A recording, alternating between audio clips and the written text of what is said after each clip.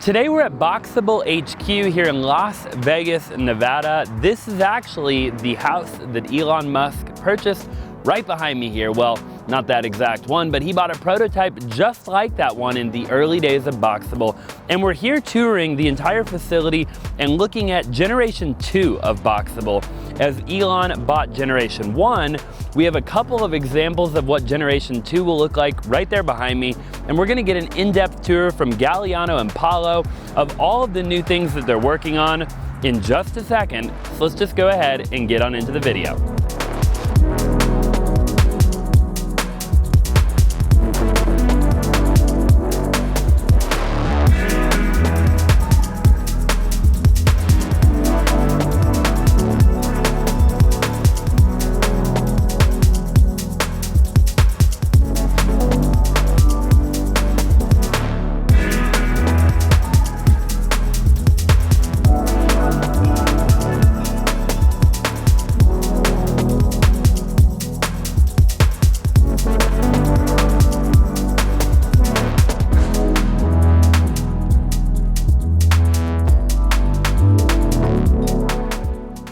Galliano, I appreciate you having us. Thank you, sir. Thank you for coming to visit. Let's go check out the factory. I love it. So we've actually been here now about 2 years, actually in production. We've built over 500 houses. This is our first building here. It's 170,000 square feet. We now actually have 3 factory buildings, so there's 2 more next to this. Yeah. And really exciting. The next step is we're actually ripping all this equipment out and putting all new stuff in. So we have about $15 million in new equipment that's going to automate the process to help us build faster, more higher quality. Actually, this thing right here is part of the new setup, and then more is getting installed every day. So probably like Q1 of next year, we'll be rocking on that new equipment. So. And is the goal with both the new factories just to scale and produce more units? Yeah, so the idea behind Boxable is that we would have a building system where we have different types of room modules with different interior configurations, different sizes that can stack and connect to build many different building types, like starting with a little casita, and then maybe a single family house, and then maybe like a multifamily apartment building and everything in between.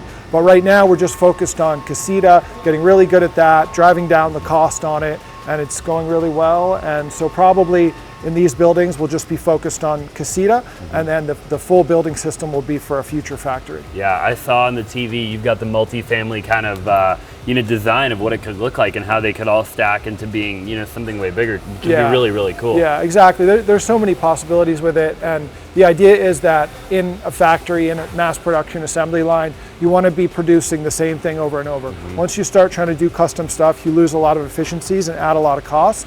So with our system, we think we kind of have the best of both worlds. We have a standardized product that's repeatable in the factory, but then you can take those boxes, stack and connect them, add on different architectural style finishes, and then end up with a kind of a semi-custom building on site. So we think we're going to really be able to satisfy, all of those. Paulo, I appreciate you having us.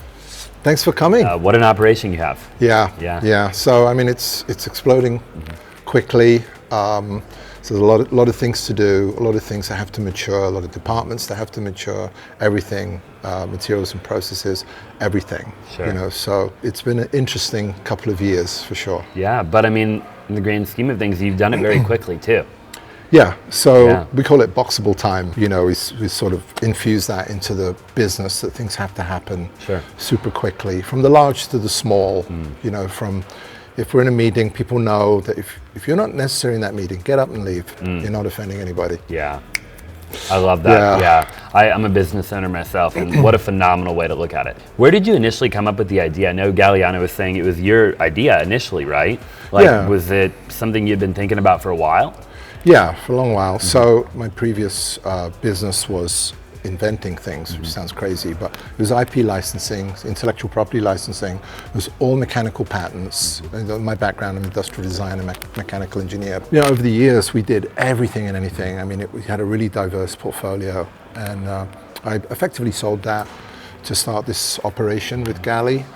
And the idea was, we were in the idea business, so it's sort of the grass is greener. We were inventing, and it was basically a royalty. So if you're a book author or a musician, Somebody else manufactures it, the product, and distributes it, and you get paid a royalty for every time they do that.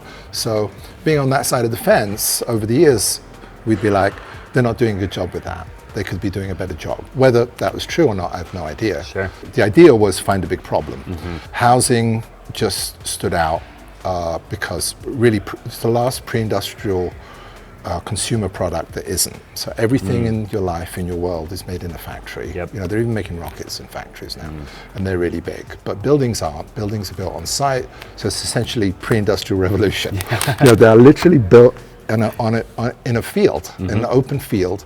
And they assemble an open air factory, and then they disperse all the staff and equipment to the four winds after the project is complete. Sure. It is the height of inefficiency. Yeah. So we thought, oh, okay, so that's big and a big problem, and we can do some good. So the goal of the company was to do something big and do some good. So that was the genesis: find a big problem, do some good, in a space that we could actually be effective. And not only the inefficiency of housing, but the affordability of housing too, right, is a big thing that you guys are also solving.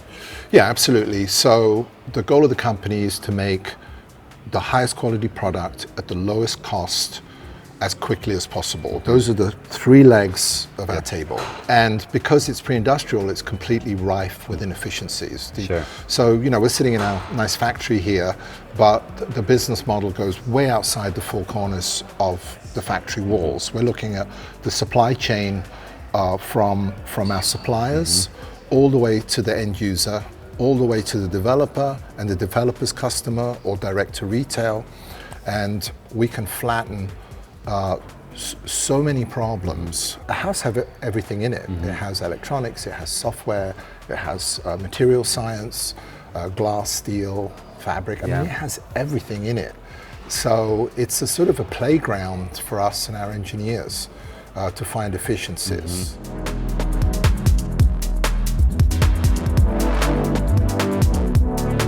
Not only do we have the shipping solution where the house folds up so that it can ship cost effectively, you know, we go from a 20-foot room down to an 8.5 highway legal load, but we still finish everything in the factory. So kitchen, bathroom, electric, plumbing, that's all done in the factory where it can be low cost and high quality.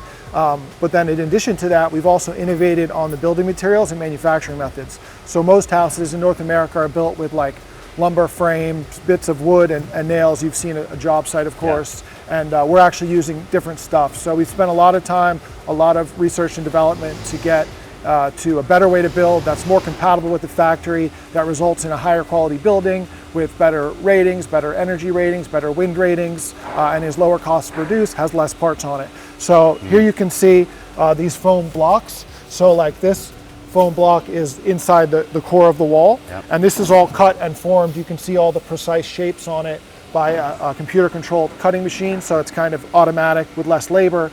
And then basically we lay out these foam blocks, and then the other layers that go into kind of this sandwich panel, that's the wall, and we're able to build walls really quickly. So right now, this is the first kind of setup of equipment that we started with as a new company, and we're able to build one wall panel in about every 20 minutes. Wow. And then once our new equipment comes in, we expect that will be at 3 minutes per wall panel. So then we'll just be flying off the line with wall panels really quickly. How long is it currently taking to build the entire house or the entire casita? Yeah, so the output of the factory right now is about 2 houses per shift. Okay. We have 10 assembly stations, and then each station moves like about every 4 hours. So then out the door we end up, you know, with about 2 houses per shift, and then that's going to get faster once we install this new equipment. Yeah, I watched Inez's video and Graham's video, and I think at the time that they made those videos, you weren't actually selling them yet, right? We started off with a big order from the government. Okay. We were fortunate to get this order from the US military for 156 houses. So when we got that order, it was basically me, my father, Paolo, Kyle, and a few other guys. And we had nothing more than, you know, some drawings and these 3 prototypes that we built. And the government came and said, hey, do you want to produce 150 of these things? And I was like, all right, guys, I'd love to, but just so you know, we've never done this before. We have no factory. We don't know what the hell we're doing. And they were like, all right, let's go for it. And so we came in here, we grabbed this building, we brought in millions of dollars in equipment, hired hundreds of people, got everything up and running, and now we're cranking away, and we're starting to actually deliver to people on the wait list now. Wow, which is awesome. And how many total people do you have on the wait list now? The last I checked, it was over 170,000 people that have submitted their name on the website to indicate that they're interested in the product. So a lot of demand.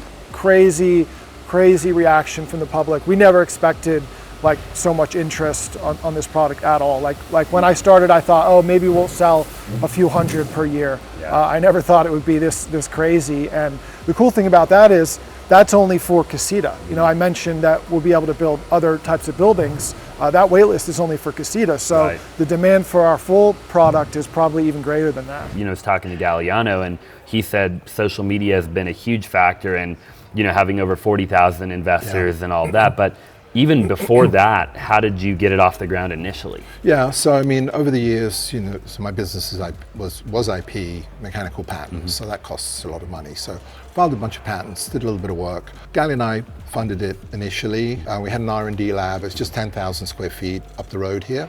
Sure.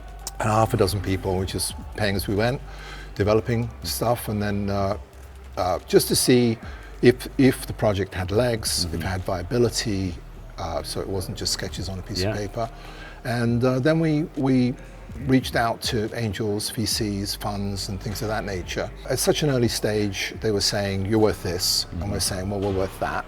But I found myself actually agreeing with the valuation, the low valuation of the VCs and the angels, because I'm like, yeah, you're right, we haven't done anything. We haven't done anything, it's just a bunch of paper and a couple of samples. So we're like, okay, so that's not going to work because they're going to take pretty much the majority of the company. We're not going to be able to do options and grants for staff and stuff like that. So then Gally came to me and said, I think we can crowdfund. I'm like, isn't that for like soda bottles and sneakers? Yeah.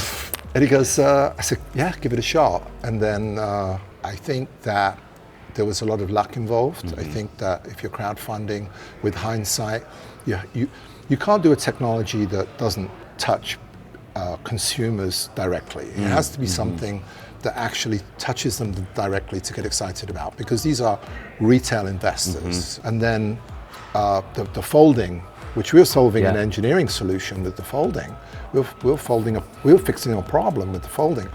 But I think that was like the hook of a song. When people saw the video and they saw this unfolding, it just stopped them and it caught them, and then it was personal, and then it was a price that worked. It was 50,000 back then, post-pandemic. I think we're doing great, not much more than that.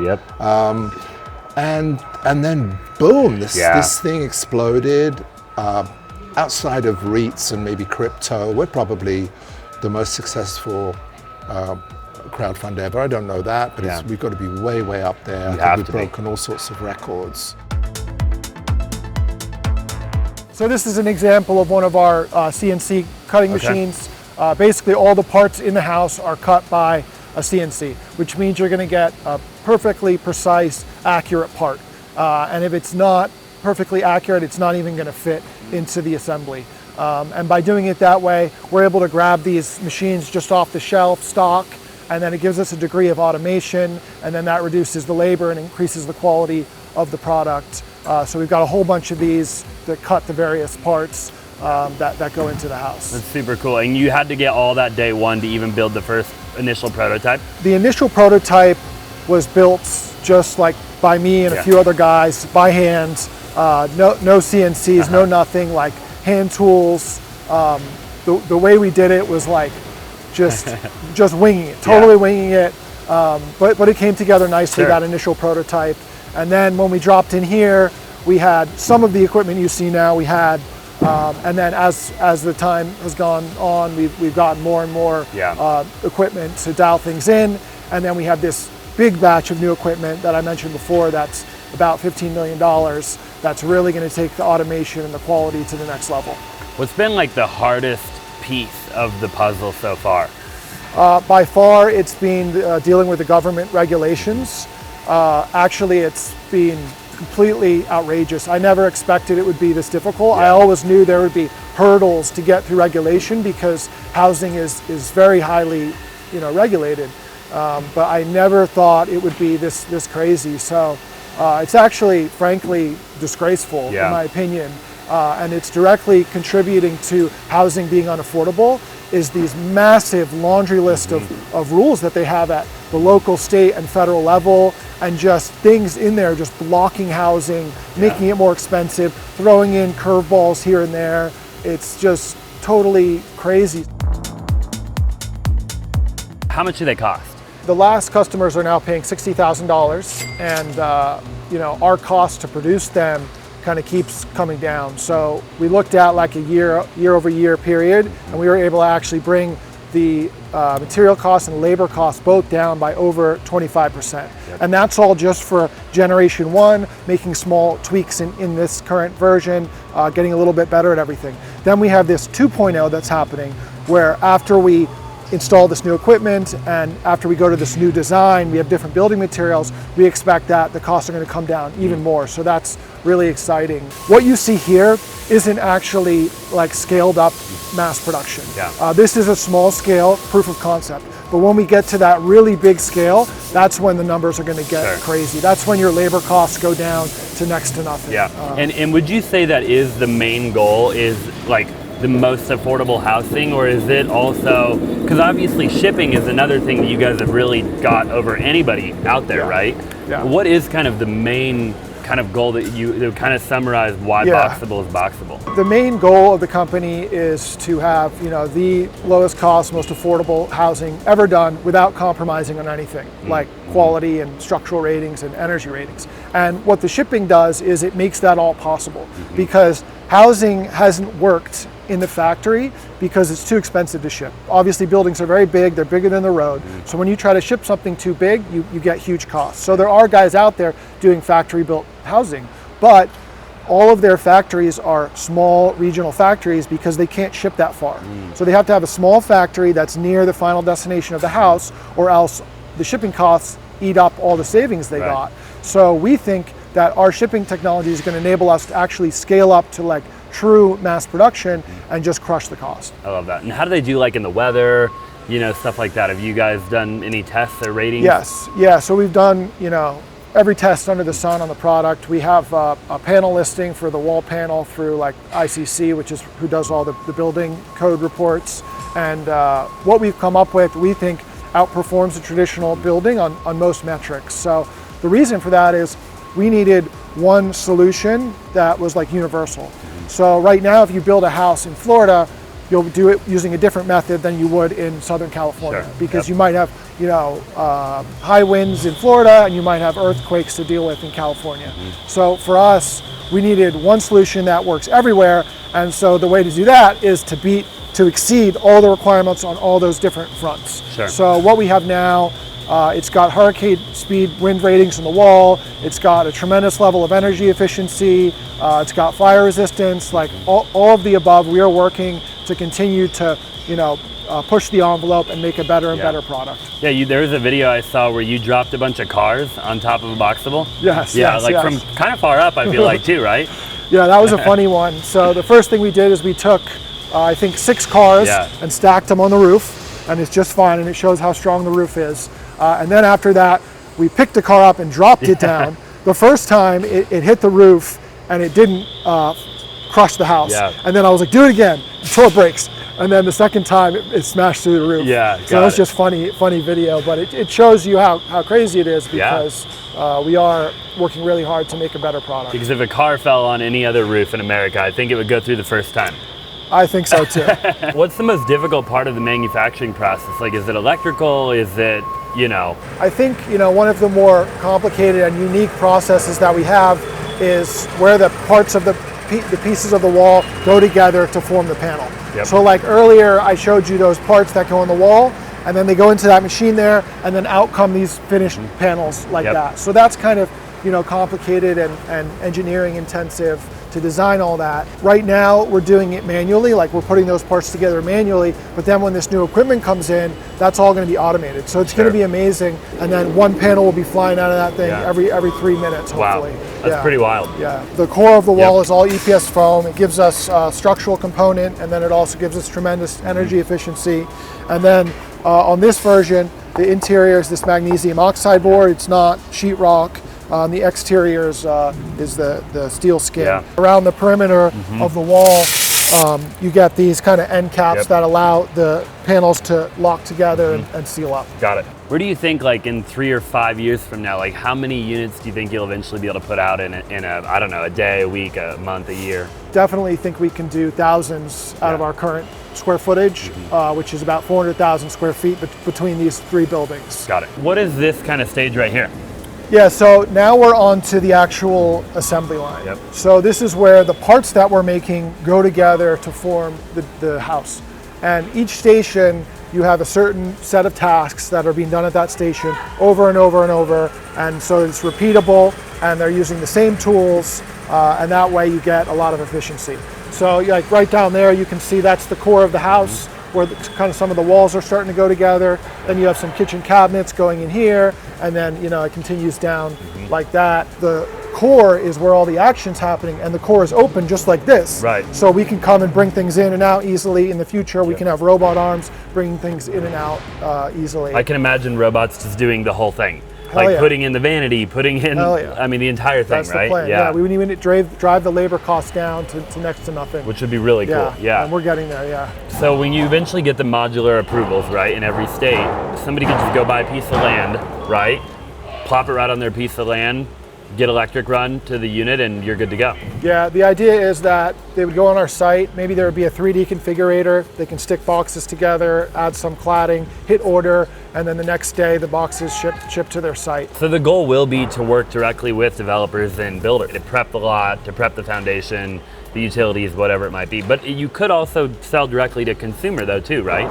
Yes, certainly Okay. can. There's all kind of different situations that might happen, and we totally envision people just doing it themselves. Sky's the limit, yeah. If you want to go out and it's not that hard to hire someone to pour a foundation and drop the house on top. Yeah. So what do we have right here? So here's a unit on the assembly line, partially complete. You can see we've got the big floor in, the core, 2 of the roof panels that will fold over, and then after this they'll put on the rest of the walls. And then you've got your bathroom and kitchen pretty much finished. So here's water heater. This is heating and cooling up here. It's a mini split system. We really like those. They're super efficient. We've got the high ceilings, all the nice stuff. And it's really crazy that all that ships like that, because it folds right here. Exactly, yeah. Right? So you're all done. You go from 18 to 8. Yep. And then that's the main innovation that enables everything else. Sure. And one of the main initial patents, correct me if I'm wrong, was the actual beams, right? Big structural I-beam in there, and it actually folds up on this hinge and then unfolds and locks into place and becomes super strong. So Elon actually purchased, was it the first prototype ever? Yeah, he bought the prototype. It was really early days, and Gally was fielding calls at the time. Eventually he came to me and said, because I got a lady from SpaceX, and she's calling from Elon Musk's office, saying wanted to buy one, and he said, well, she called a number of times, and I didn't think it was real, and we realized it was real. She goes, she wants to buy one. And I said, what did you tell her? He said, I told her no. I said, why'd you tell her no? He said, we've only got 3. So we agreed to sell one. And believe me, that it was rough as balls. Yeah. I mean, this thing was rough. I'm sorry, Mr. Musk, for your rough as balls Boxable. We never even invoiced them. So now we actually have a sort of a grown-up finance department. We invoiced SpaceX. I think last month they paid like that. The check came and I said, wait, we need to keep that check, but can we cash it and keep it? And Caroline was like, yeah, we can take a photograph. I'm like, all right, frame it. Yeah. Because it was sale number 1. A little bit of luck. So it helped a little bit with the social media, but we were rolling. I mean, we were rolling, but probably gave it a percentage boost, which was wonderful. And I'm a big fan, like we all are. So this is a unit right at the end of the assembly line, basically going through quality control, and then it's going to get folded up and sent out the door. Very cool. Absolutely can do solar. What we provide is just the room module ready to go, and then that's going to plug on site onto utilities. So whatever the developer wants to do, If they want to plug it into the grid, they can. If they want to plug it into solar, they can absolutely do that as well. So that's definitely a possibility. Yeah, that'll be super cool. And then does rain settle on the top of the roof or anything like that, or? Yeah, so what we have here isn't necessarily like a finished house ready to move into. It's more of like a product that we sell to a developer that shortcuts a bunch of the work for them. So in most cases, they're going to actually go and add a roof onto this thing. What it ships with is watertight, insulated, flat roof. It's got a TPO roof membrane. It can handle snow load. It can handle rain, just flat as it is. But in most cases, they're going to add some kind of pitch to match kind of the architectural style of the house. It's maybe in the neighborhood or something like that. Eventually, our shipping logistics will be a big puzzle. We'll be using third parties. We'll be using our own trailer systems, all kind of stuff. But right now, we can actually put 2 units on one pickup truck, which is wild. And trailer like a regular pickup truck. Yeah, these units are finished up, ready, folded up, and ready to get wrapped up and shipped out. So obviously, you can see we're in that 20-foot space before, and then now we're down to 8.5 feet. Super important to enable us to ship these effectively. So this is the floor, this is the front wall that comes up, this is the side wall, and then the roof is in 3 pieces, and it folds over. And you've got all the electrical coming out. You've got the panel on there. Yeah, this would hook to the mini split, the condenser, and the power is going to come in right here, and then the water is just going to plug in around the back. Okay, got it. Yeah, so very simple to put together once it gets to its final destination, right? Yeah, way better than doing it from scratch, on site. I can only imagine. Yeah.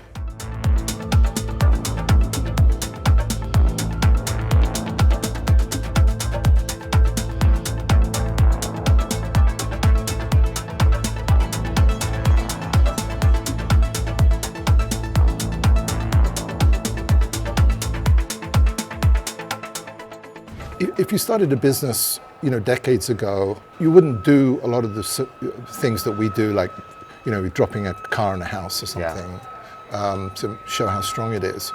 But it's a lot of fun. It's a lot of fun, and it's good business as well. So they just go hand in hand. Yeah. And we like having a little bit of fun as well. Oh, for sure. Business first, always, but doing things, and then it has a sort of a ripple effect with our staff, on the factory side, on the office side, with our investors. They just love it. They just love it. So it all just all seems to work fairly well together. Just being ourselves. Yeah, I like that a lot. Yeah, no, I like that a lot. You've ran into quite a few challenges, Galliano was saying, with the government, and how do you anticipate overcoming some of those challenges, and where do you see yourself being in a couple of years from now? Yeah, so the government, I think, anywhere around the world is probably the biggest friction for most people. If you're starting a business in a pre-industrial environment where you've got, siloed government bodies at the federal, state, local level, all with their interests, all with their money centers, you're gonna bump into that friction, and in some instances they've been quite vicious, and we knew that it would be a challenge. We didn't think it would be this much of a challenge, so we sort of pivoted, in terms of Washington and things like that. And then we also have a top-down from the federal level, and it can benefit everybody, because one of the biggest frictions and barriers to affordable housing is regulation, which is absurd. We make homes and put wheels on them. I don't know about you, but I don't need wheels on my house, and yet you have these regulations that bump up the cost, burden the homeowner completely needlessly. If we're successful with sort of multi-pronged approach, I think we can absolutely demolish the current cost of housing. Yeah. What's the big picture of this? I know you have 2 other warehouses.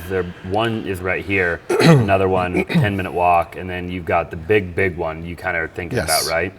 I was talking to Galliano a little bit about, eventually having robotics and kind of like a big Tesla factory, right? Like long term. Where do you see all that going? Do you have any predictions as for timelines or anything like that? Or well, I won't throw out a timeline, because then you'll come back in 2 years and go, seriously, what about that? But sort of super big picture, top down. We have 400,000 square feet here.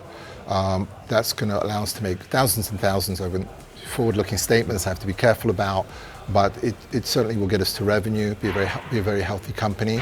We're going from our 1.0 product to our 2.0, 1.0 is this 10 station line. Yep. We're going to 20 stations. So we can make a home now every 4 hours or so, just all the sort of super approximate numbers every 4 hours.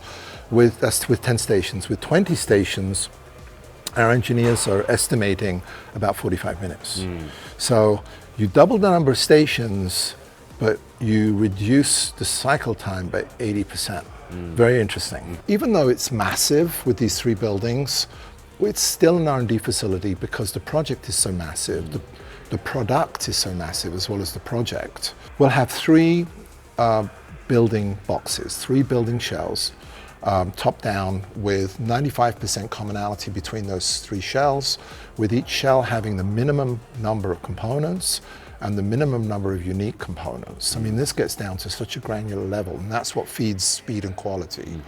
And then within those 3 building shells, we'll have configurations, so different sized bathrooms and staircases and things like that, all with an eye to maximum quality and a lot of, am I allowed to swear? Yes. A lot of mind fuckery about the space. When you walk into the space, it's Boxable's goal to seduce you in a productive way. We want you to feel good. 400,000 square feet, still a giant R&D facility, gets a revenue. I think we'll only ever make the little square Lego here, but that will go from studio to 3 to 4 bedrooms with configurations, which is pretty cool. And then Boxilla, which is the big one, will be our first regional factory. I don't know if it's 1 or 2 million square feet. We're talking to different states right now, and that will make the 30 and the 40 feet. And then we'll go from 2.0 to 3.0. We'll get involved with the robotics, and the cost will keep going down and down and down. Yeah. That's the goal. And then super top level. So the factory you see here, everything is studied, everything is designed, or we try. Even the fabs up front that wear all white and take you around in the glass car and give you the tour and everything. It's all part of the product. So we look at the factory as the product that makes that product. First of all, it helps me because I think of everything as a product because I've been doing it for so long. And then we can, you know, sort of, for want of a better phrase, we could print these off, right? So once we've got the product that makes the product dialed in, the factory dialed in, we can print them off, and then we can fix a problem. Then we can actually do some good. There are 3 areas for cost reduction in housing. You've got government friction, you've got the cost of the property, and you've got the cost of the products. So we actually can help with 2 of the 3 of those. Within our national borders anyway. I can't talk about France and New Zealand, who the fuck knows, right? But within our national borders, I believe we can, it'll take a few years, but we can streamline and rationalize the government friction to everybody's benefit, including the government, because they'll make more money. We can fix the product for sure, absolutely for sure. I'm talking about, you know, our goal is to make the safest, longest lasting, reusable product on Earth. Very risky, very difficult. Making samples is pretty straightforward. Making production is insanely hard. I bet. Well, Paolo, you're obviously doing some incredible things. Thank you. And we just really appreciate you letting us tour Boxable. And we'll make sure to include all of your guys' information, obviously, down below. And we really appreciate it. Thank you so much. Thanks.